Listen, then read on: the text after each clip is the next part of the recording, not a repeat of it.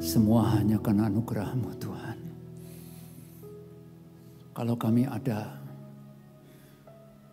Engkau masih memberi kami kesempatan untuk beribadah, untuk mengucap syukur, melayani, bekerja, dan melakukan segala apapun yang berkenan sama Bapa. Terima kasih ya Bapa, terima kasih. Berfirmanlah kepada kami melampaui hamba-Mu yang sangat terbatas ini. Dan urapan Roh Kudus ada pada setiap kami yang percaya kepada Tuhan Yesus Kristus dengan segenap hati. Mengalirlah Roh Kudus dari dalam hati kami, bagaikan aliran-aliran air hidup itu. Terima kasih Bapa. Dan kami mau deklarasikan, dimanapun kami berada saat ini, kerajaan Allah sudah ditegakkan di tempat ini. Dan hanya kehendak Bapa di sorga yang jadi. Terima kasih Tuhan. Dalam nama Tuhan Yesus, kami berdoa dan mengucap syukur. Sama-sama kita katakan, amin. Puji Tuhan, silakan duduk. Saudara yang dikasihi Tuhan. Shalom. Haleluya. Kita bersyukur kepada Tuhan Yesus. Kalau kita ada sebagaimana kita pada saat ini, Tuhan Yesus masih memberi kita kesempatan. Ya, kesempatan untuk melakukan apa yang harus kita lakukan yang menyukakan hati Tuhan. Ya. Oke. Saya ingin kita saat ini melihat sebuah video klip. Ya. Kalau di ibadah tadi sebelumnya saya tidak putar. Karena memang saya sudah setting ini jatahnya buat saudara kita yang mengikuti ibadah ini. Ya. Oke, saudara simak klip ini singkat saja. Bicara tentang karena bulan ini tema gereja lokal kita ini adalah memberi. Ya, oke, silakan multimedia. Ya. Just Vita.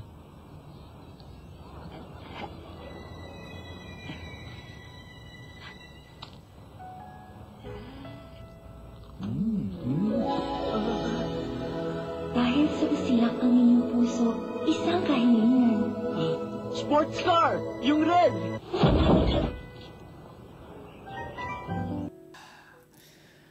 Oke, siap saudara.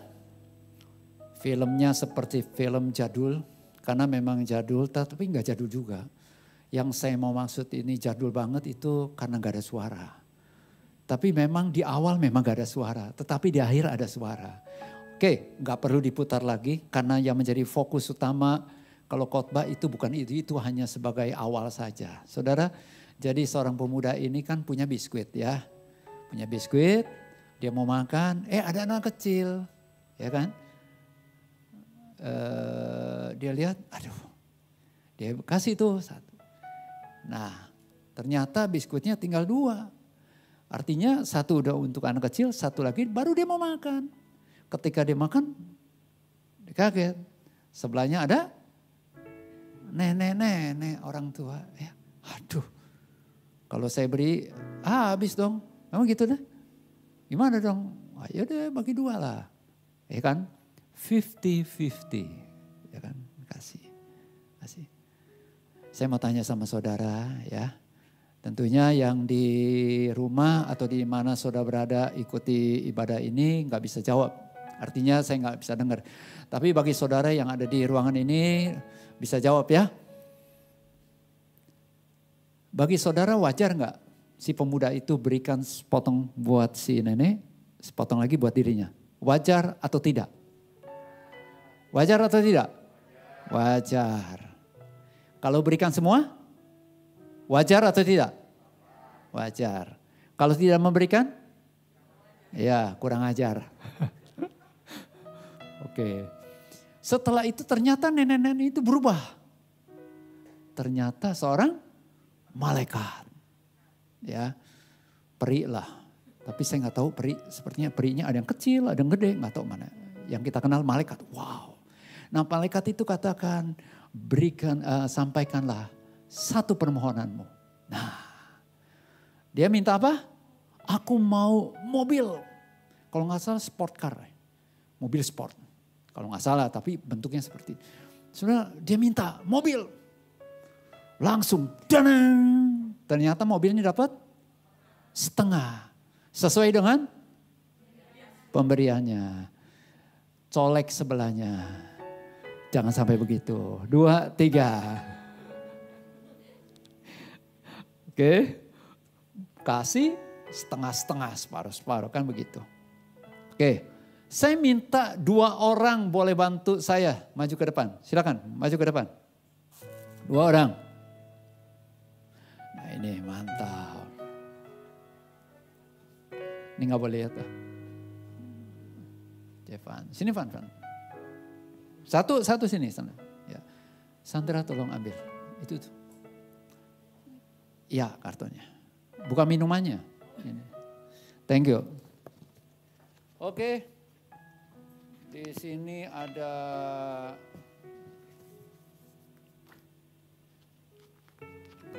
Ada 2 set ya. Nah, ini kamu pegang. Kamu pegang. Lihat tulisannya apa? Yang satu apa? Yang satu apa? Memberi. Yang satu? Oke. Kamu pilih yang mana di antara memberi atau menerima. Kamu taruh di sini yang kamu nggak mau. Ya, kamu mau memberi atau menerima? Taruh sini yang kamu nggak mau. Nggak usah ikut-ikutan ya. Sekalipun kamu teman-teman. Oh, yang kamu pilih di sini 2 karton itu, 1 memberi, 1 menerima. Ternyata dua-duanya ini memilih apa? Coba kasih lihat 2, 3. Weh, memberi. Ya, oke. Kamu siap memberi? Kayaknya berat kali. Kok mau masuk tentara tuh? Memberi? Siap memberi? Siap. Beri apa? Sip. Mau memberi? Oke. Mau beri coklat? Siap beri coklat? Ke siapa? Langsung tunjuk orangnya di sini. Kamu juga tunjuk orangnya. Nggak boleh sama. Kalau sama berarti kamu kembar. Siap. Kamu mau kasih siapa? Coklat. Kamu beri? Hah? Panggil orangnya. Tolong jangan semua ibu ngaku mamanya. Silakan. Kamu panggil siapa? Panggil. Siap. Mana? Ada mama. Wah. Ini namanya anak sayang mama. Tepuk tangan dong. Oke. Kembali. Ya. Oke. Mama sudah dapat coklat. Ya, kembali ke tempat duduk. Kau mau kasih siapa? Ya memang orang lah. Kau panggil siapa sini? Kamu mau ngasih siapa? Panggil. Bapak Gembala. Wih. Jangan. Enggak. Bapak Gembala untuk kali ini tidak. Karena ada sesuatu lain. Kamu kasih yang lain. Kamu rohani sekali. Langsung kasih Bapak Gembala. Sudahlah. Udah gak usah pakai pemimpin kamu. Di sini bebas. Di ruangan ini. Kamu jangan kasih yang ada di rumah, gak kelihatan. Silakan, langsung panggil. Cepat. Panggil namanya. Oh Mary, mainannya pimpinan langsung pimpinan. Tidak, yang belakang, tengah ke belakang. Langsung panggil. Panggil namanya. Kogervan. Padahal dia udah bersembunyi tuh Kogervan. Tapi akhirnya orang yang bersembunyi di mana kalau memang waktunya diberkati ya. Siapa? Langsung kasih.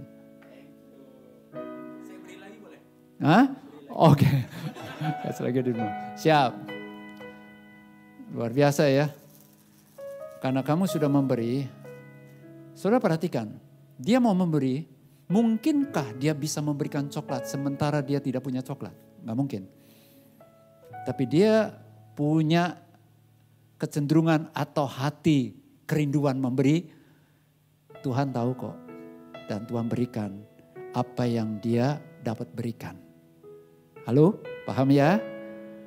Nah, jangan takut karena kamu memberi pasti Tuhan berkati. Dikasih 1, kamu dapat 2. Oke, nih silakan duduk. Udah bawa pulang. Kenang-kenangan. Kamu panjang di kamar kamu, jadi hidup kamu adalah memberi, bukan menerima. Oke? Siap. Di sini ada 2 lagi. Nah, ini memang khusus saya berikan. Ini buat Bapak Gembala. Siap. Thank you. Selanjutnya Wakil Gembala. Maka itu mulai dari sekarang melamarlah jadi gembala dan wakil gembala. Thank you bro. God bless ya. Siap. Dah, sudah selesai. Tidak ada lagi coklat selain di rumah. Ngomong-ngomong, itu coklat tipis. Tapi coklat itu saya siapkan memang jauh di Jordan. Pada waktu saya bersama dengan teman-teman semua pergi ke Holy Land Tour. Nah, pergi ke Holy Land. Nah, mampirlah di Jordan. Sengaja saya luangkan waktu cari supermarket pergi sendiri. Nah, untung gak nyasar. Nah, saudara, saya temukan itu. Nah, saya keingetan ini harus saya jadi berkat. Ya, saya khotbah, saya harus belajar praktekin sekalipun sederhana. Oke, Bro Titus, Bro Jevan, jangan lihat itu tipisnya. Karena memang tipis. Ya. Harganya itu nggak terlalu seberapa, tapi percayalah itu mahal. Ya. Pesawatnya saja bolak-balik aja udah berapa. Oke? Yang tahu hanya yang punya tour. Ya. Saudara, saya diberi kesempatan atau dipercayakan sampaikan tema khotbah tentang ketulusan memberi. Katakan ketulusan memberi. Oke, di sini captionnya yang saya sampaikan kepada saudara. Silakan multimedia. Ketulusan memberi. Ding, kling. Nah, ketulusan memberi. Nah, saudara lihat itu ya. Ketulusan itu saya cantumkan di bawah gunung. Kenapa? Karena ketulusan itu nggak kelihatan tahu. Setuju nggak sih? Ketulusan itu nggak kelihatan. Memberinya bisa kelihatan. Bentuk pemberiannya bisa kelihatan. Siapa yang memberikan bisa kelihatan. Tetapi ketulusan atau tidaknya, tulus tidaknya itu gak kelihatan. Oke, untuk lebih jelasnya saya ingin sampaikan beberapa quote. Ya, beberapa quote saja. Oke, ini dia. Yang pertama. Quote itu adalah kata-kata bijak lah atau penggalan dari uraian dari seseorang. Dikatakan begini, boleh baca sama-sama 2, 3. Melakukan hal baik tanpa diketahui orang lain, itulah sebuah ketulusan. Sekali lagi ya, melakukan hal baik tanpa diketahui orang lain sangatlah mulia. Itulah sebuah ketulusan. Selanjutnya seorang ibu yang sudah almarhum tetapi legendaris dan luar biasa tokoh dunia. Yaitu Mother Teresa. Beliau katakan begini, hal yang baik yang Anda lakukan hari ini mungkin saja akan dilupakan besok. Sekalipun begitu berbuat baiklah apapun yang terjadi. Setuju? Yang setuju boleh angkat tangan? Oke. Pernah nggak saudara ngalamin? Kita berbuat baik, dilupain tuh. Pernah nggak? Coba tanya kepada sebelah orang dekat saudara. Pernah nggak ngalamin? Pernah nggak? Ingat banget tuh itu tuh dia. Amit-amit. Oke. Nah saudara, tapi Mother Teresa katakan apa? Tetap berbuat baik, sekalipun dilupakan. Ya. Nah, ada quote yang ketiga, no name, ya. dikatakan begini, 2, 3. Orang yang mengatakan tulus berulang-ulang saat membantu Anda, sesungguhnya ia, katakan sama-sama, sesungguhnya ia tidak tulus karena ketulusan nggak perlu diucapkan kali. Saya tulus nih, saya tulus. Ngomong begitu tujuannya apa? Supaya dapat pengakuan kan bahwa dia tulus, betul nggak? Itu saja nggak tulus. Paham? Nah, penutup dari quote ini adalah quote di atas segala quote. Firman Allah, kitab Amsal. Dalam bahasa Indonesia masa kini dikatakan begini. Janganlah memuji dirimu sendiri. Biarlah orang lain yang melakukan hal itu. Bahkan orang yang tidak kau kenal. Wow. Ini firman Tuhan loh. Apalagi bicara tulus. Tulus. Saya punya teman tulus. Tapi belum tentu orang itu tulus. Sama. Ada seseorang namanya Selamat. Apakah dia pasti selamat? Enggak. Nah saudara, ternyata ketulusan gak perlu diomong, tapi dihidupi. Jangan memuji diri. Biarlah orang lain. Tapi juga kita jangan tunggu-tunggu. Mana nih gak ada yang muji, gak perlu. Ya kan? Nah saudara, arti ketulusan menurut Kamus Besar Bahasa Indonesia itu apa sih? Nah saya rangkum begini. Ketulusan menurut Kamus Besar Bahasa Indonesia itu mengandung 3 unsur. Pertama adalah, sama-sama katakan, kesungguhan hati, sungguh-sungguh gitu loh. Yang kedua, kebersihan hati. Yang ketiga, kejujuran, transparan. Nah, jadi pengertian ketulusan memberi itu apa? Ketulusan memberi itu apa? Nah, saya ingin ajak saudara, tolong perhatikan paling tidak ada 3 peristiwa di Alkitab. Ya. Yang pertama adalah peristiwa tentang seorang janda di Sarfat. Ini 1 Raja-Raja 17 ayat 8 sampai 16. Peristiwanya di Perjanjian Lama pada saat Nabi Elia ya masih ada, belum terangkat ke sorga. Nah, tolong Mulmet boleh tampilkan ayatnya.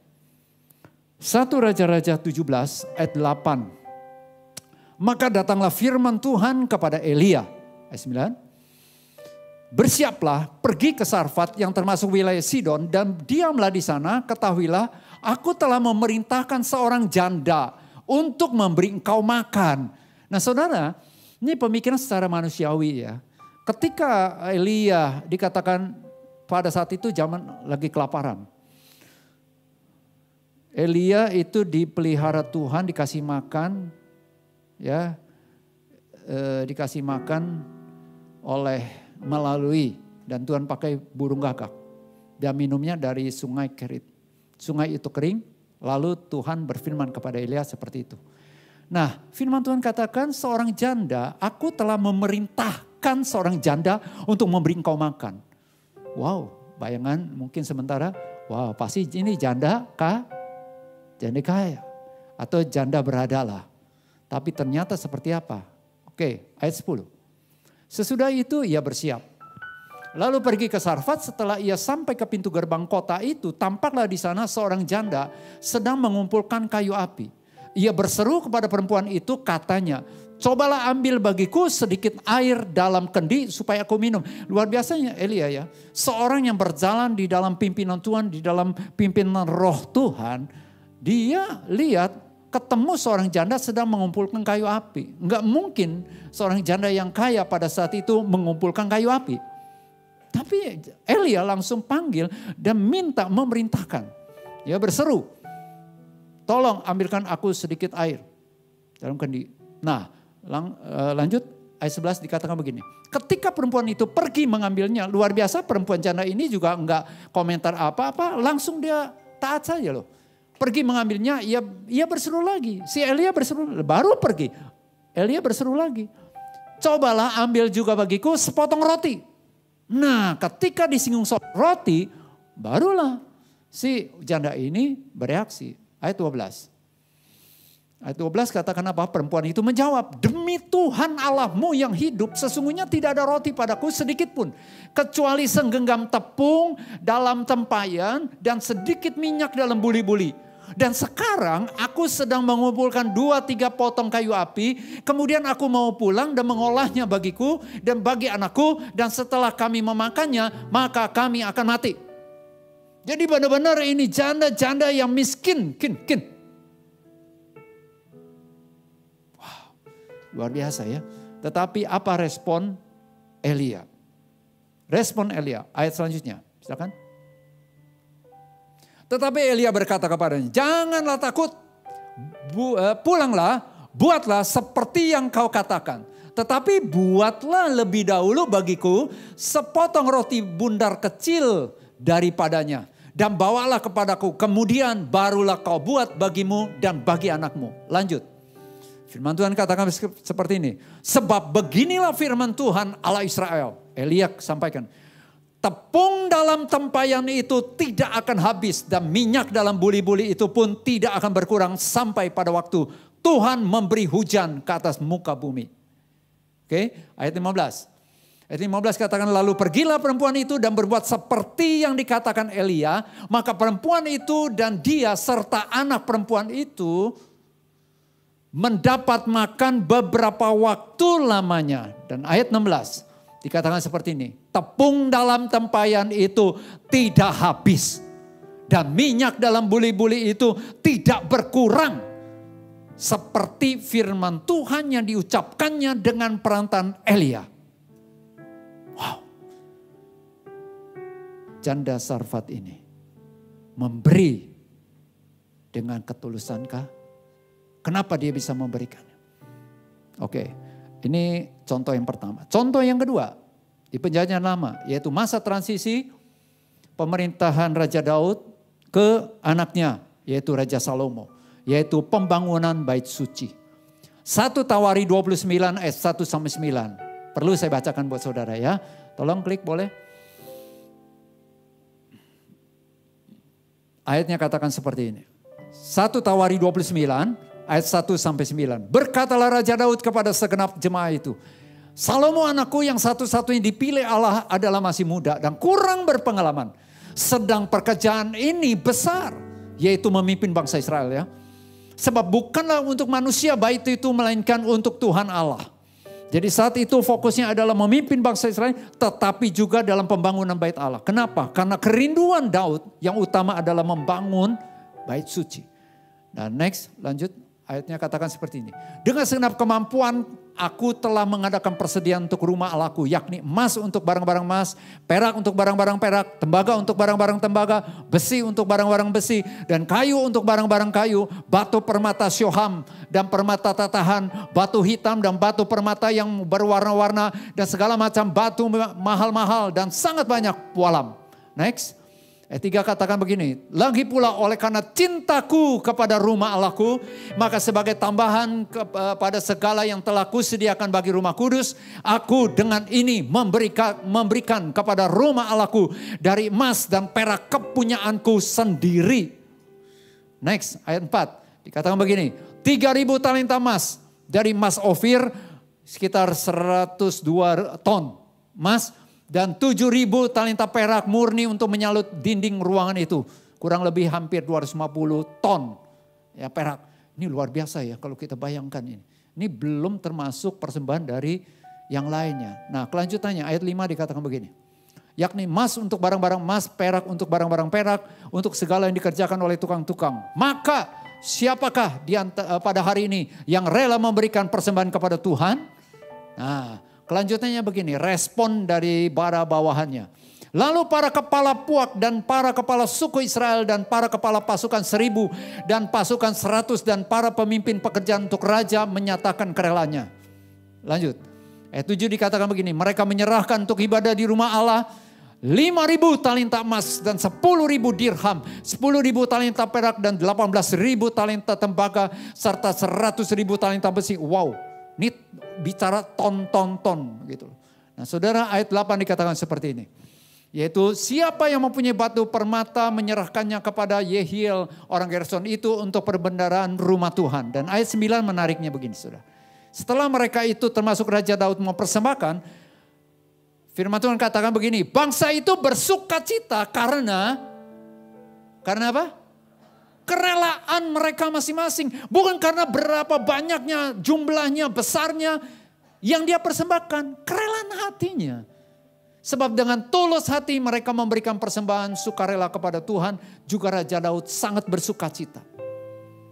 Nah saudara, ini contoh yang kedua. Bagaimana orang-orang umat Tuhan memberikan persembahan dengan tulus.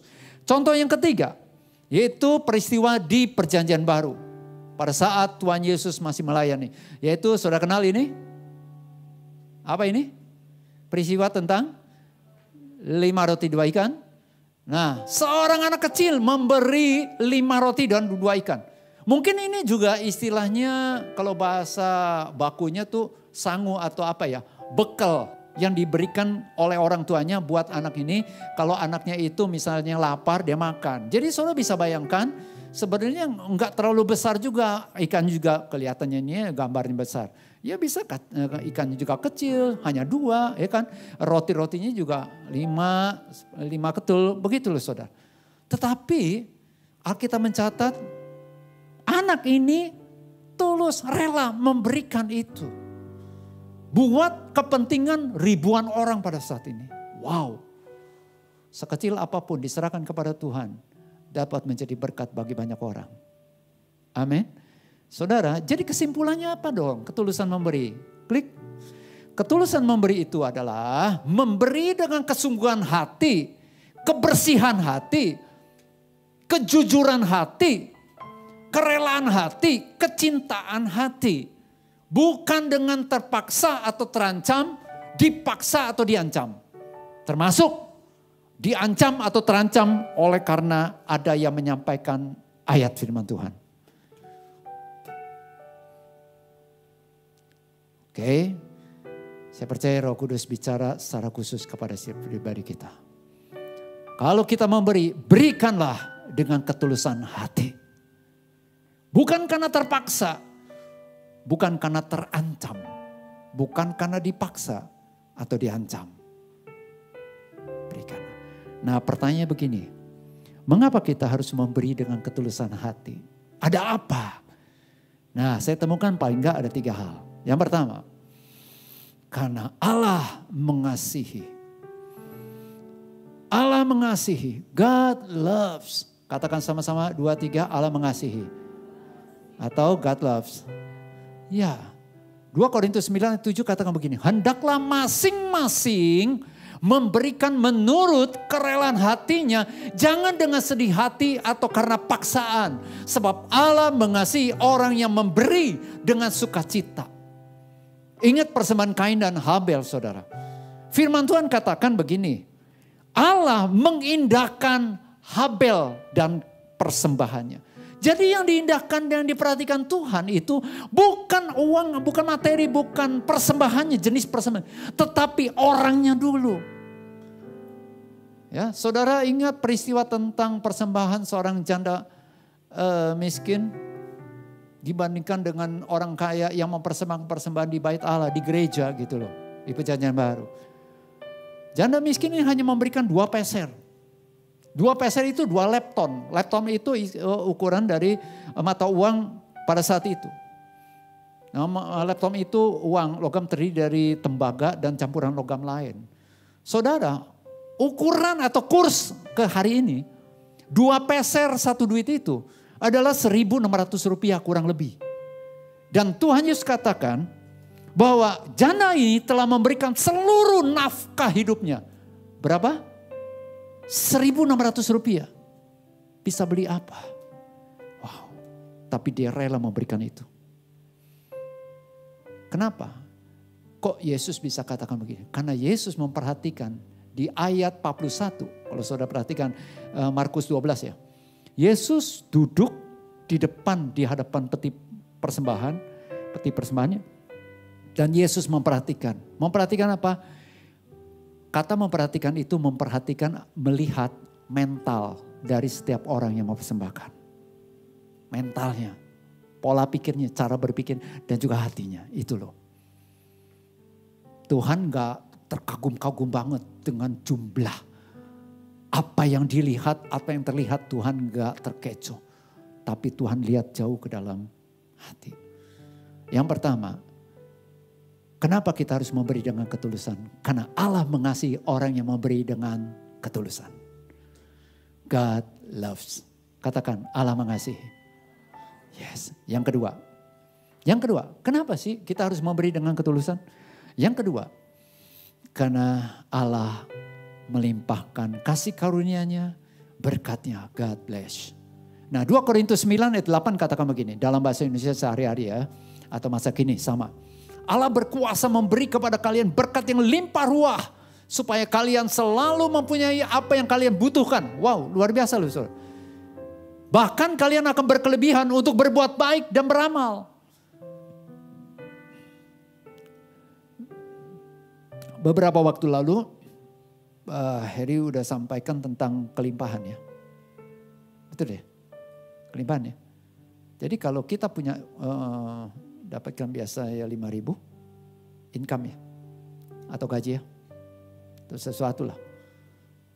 Tapi kita diberi ada 5.500. 500-nya itu juga ada kelimpahan. Ini 5.000 itu cukup. Saudara, ini bukan bicara tentang kelimpahan langsung kita konotasinya sekian miliar, sekian triliun. Puji Tuhan kalau memang Tuhan anugerahkan. Ya, saudara, persoalannya apa yang akan kita gunakan dengan apa yang Tuhan telah percayakan. Ternyata ketika kita memberi dengan ketulusan hati, Tuhan memberkati. Katakan Tuhan memberkati. Orang yang menerima perbuatan baik kita atau pemberian kita yang baik, dia balas kita dengan baik atau jahat, dia terima kasih atau bokamsyah, itu urusannya dia sama Tuhan. Percayalah, sekalipun orang melupakannya, tadi Mother Teresa katakan tuh, tapi sekali-kali Tuhan tidak pernah lupa. Tuhan lihat kok. Tahun lalu mungkin saudara pernah berbuat baik atau memberikan bantuan kepada seseorang. Dan orang itu dulu Pak, udah urusan soal upah, ganjaran dan balasannya, itu urusannya Tuhan. Percaya bahwa Tuhan selalu memperhatikan? Yes. Itu yang kedua. Yang ketiga, kenapa kita harus memberi dengan ketulusan? Yang ketiga adalah karena Allah memberikan sukacita, kebahagiaan. God makes you happy. Katakan happy. Saya renungkan dulu saudara. Jadi orang yang jarang happy atau enggak happy gitu ya. Kemungkinan, mohon maaf ya. Kemungkinan orang itu jarang memberi. Bahasa kerennya tuh pelit.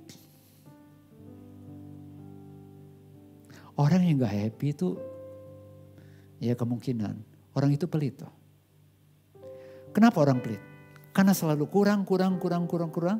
Dan maunya menerima. Tetapi untuk memberi itu wow. Katanya sih pilih orang kalau jabatan keuangan tuh pilih orang yang model kayak begitu tuh. Suka menerima, sulit untuk keluar. Katanya. Orang yang megang kas itu wah aman sudah. Tapi enggak juga saudara. Alkitab katakan begini, ada orang yang menghemat secara luar biasa tetapi selalu berkekurangan. Hemat. Tapi ada orang yang menjabar harta. Selalu berkelimpahan. Ini hukumnya. Nah saudara, ternyata hal ketiga kenapa sih kita harus memberi dengan ketulusan? Karena Allah ingin supaya kita hidupnya sukacita. Katakan sukacita. Katakan happy. Angkat tangan kanannya. Katakan sadar. Nah saudara, sekarang pertanyaannya. Bagaimana kita bisa memberi dengan ketulusan. Yuk kita akan lihat ya kuncinya. Ini dari contoh-contoh tadi ya, saya temukan itu. Yang pertama, yaitu tujuan dulu. Segala sesuatu yang kita mau lakukan harus ada tujuan, saudara. Setuju nggak?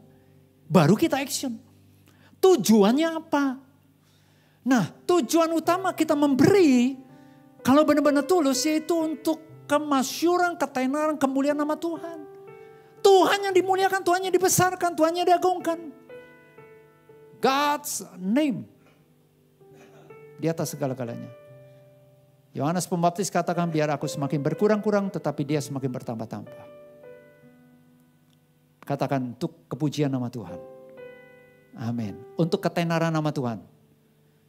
Ya. Supaya Kristusmu, Kristusku itu nyata lewat apa yang kita lakukan. Yaitu memberi dan memberi dan memberi. Matius 25 itu dengan tegas lo katakan. Nanti akan terjadi pemisahan antara golongan kambing, golongan domba. Golongan domba adalah orang yang peduli kepada sesama lo. Baca nanti di Matius pasal 25. Seperti itu. Ketika kita melakukan sesuatu kepada orang yang paling hina atau yang dianggap hina di dunia ini, kita sebenarnya sedang melakukannya untuk Tuhan. Orang yang lapar kita beri makan, orang yang haus kita beri minum, orang yang telanjang kita beri pakaian, itu secara prinsip. Orang yang di penjara kita kunjungi, orang yang sakit kita kunjungi. Nah seperti itu saudara. Memberi, antara ini memberi perhatian. Karena memberi itu bisa dua macam. Yang satu material, yang satu immaterial. Kita beri. Beri dengan ketulusan. Tujuan utamanya adalah God's name. Katakan God's name. Oke, yang kedua. Bagaimana kita bisa memberi dengan ketulusan? Yang kedua adalah dasarnya adalah kasih Tuhan. God's love. Seberapa banyak kita mengalami kasih, menyadari bahwa kita ini benar-benar hidup karena kasih Tuhan. Seberapa besar sih kasih Tuhan kepada diri kita? Itu tanpa kita dikomando, itu akan mengalir dengan sendirinya, kita akan berbagi kasih Tuhan.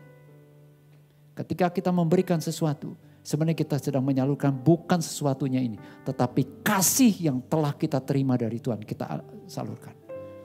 Termasuk pemberian. Berapa banyak di antara kita yang mengalami kasih Tuhan begitu limpah sampai saat ini?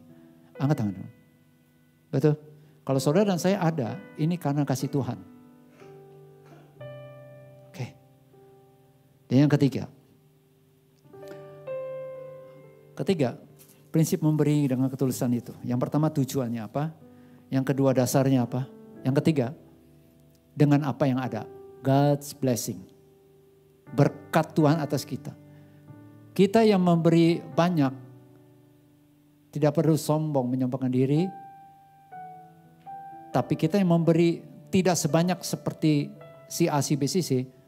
Jangan minder, gak perlu. Kenapa? Karena Tuhan melihat ketulusan kita.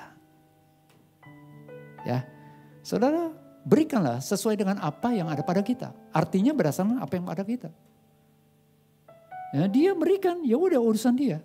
Bagiannya kita, ya kita berikan. Ketulusan hati kita. Nah memberikan ini kepada Tuhan, untuk pekerjaan Tuhan, di gereja lokal, di penginjilan, pelayanan misi, is okay.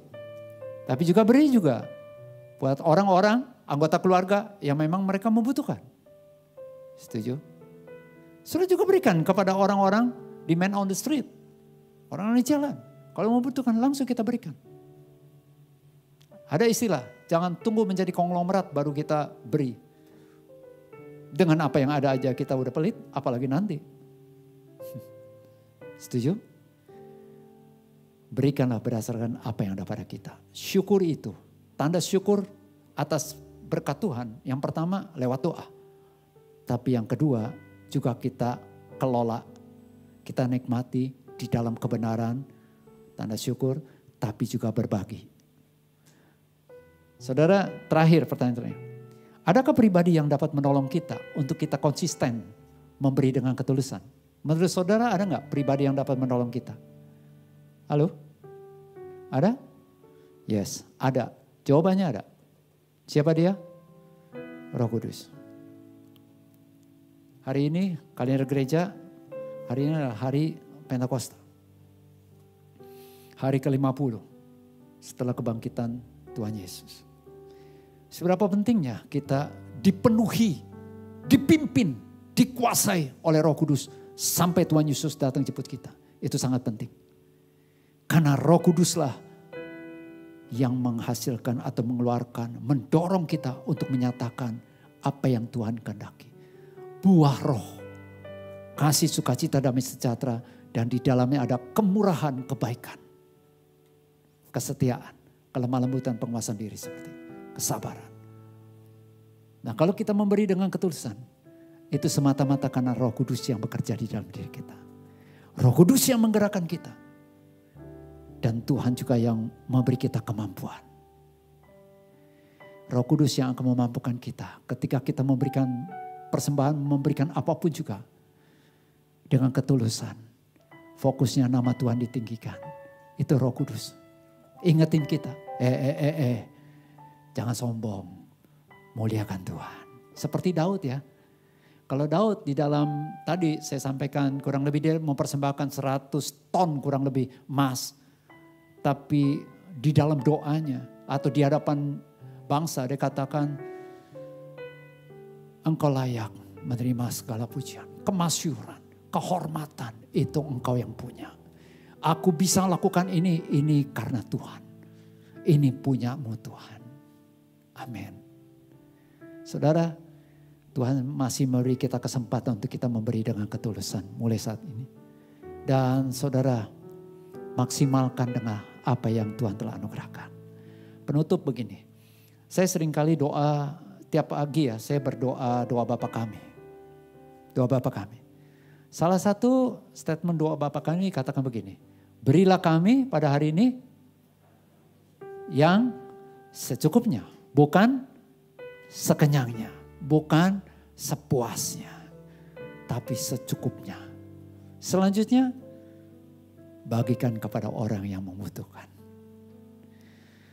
Saya melatih diri saya, khususnya sejak tahun 2020. Doa Bapa kami, Tuhan, aku mengucap syukur. Kalau aku masih bisa makan, sekalipun makan nasi dengan telur ceplok. Karena banyak orang juga yang sulit atau tidak dapat makan. Bukan karena sakit, tapi karena memang tidak ada yang bisa dia makan atau tidak punya. Dan saya belajar, bukan hanya sekedar doa. Ada kesempatan-kesempatan, saya harus berbagi, saya berbagi. Kami sekeluarga berbagi. Oke saudara, selamat memberi dengan ketulusan. Karena Tuhan mengasihi saudara dan saya yang memberi dengan ketulusan. Tuhan memberkati saudara dan saya yang memberi dengan ketulusan.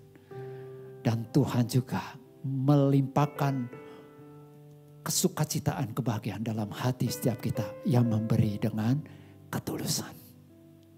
Tuhan Yesus memberkati.